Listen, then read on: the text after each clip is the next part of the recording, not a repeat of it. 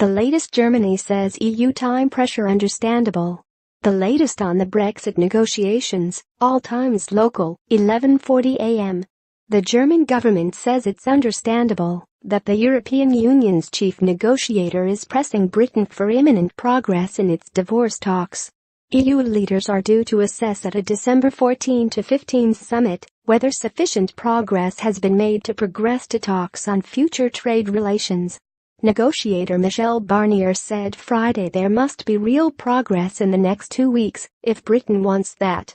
Chancellor Angela Merkel's spokesman, Stefan Seibert, said Monday that time is very short ahead of the summit, so it is understandable that chief negotiator Barnier is underlining how necessary immediate action and immediate proposals by Britain are. Seibert stressed Germany's position that it is in our interest for these negotiations between the European Commission and the British to continue as constructively as possible. 10:35 a.m. A senior German official is indicating that he is concerned about Britain crashing out of the European Union without a deal. News agency DPA reported that Thomas Stephan, a deputy finance minister, told an economic conference in Frankfurt on Monday that we should all be prepared for the worst case actually happening in March 2019. He added, and then we will see whether anyone in London or anywhere else can produce a different scenario. Today, I don't see it.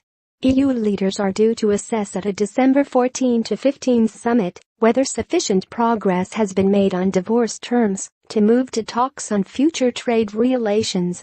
The EU's chief negotiator said Friday there must be real progress in the next 2 weeks if Britain wants that to happen. 10:10 a.m. Prime Minister Theresa May will meet with European business leaders to discuss trade links between Britain and the European Union after the country leaves bloc. May's office says the Prime Minister will outline plans for a bold and deep economic partnership Monday when she meets with representatives of companies in Germany, France and other parts of the EU. Businesses on both sides of the English Channel are clamoring for information about future relations as they try to ensure Brexit doesn't restrict the £554 billion, $724 billion, of trade that flows between the UK and EU countries. The EU refuses to discuss future trade links before there is agreement on the terms of the UK's withdrawal, including how much Britain will pay to meet its financial commitments to the bloc. 7:50 a.m. The European Parliament's president says he believes Britain should pay at least €60 billion, $70 billion, as it leaves the European Union to meet its financial commitments. The divorce bill is the biggest stumbling block in negotiations on the UK's withdrawal from the bloc, due in March 2019.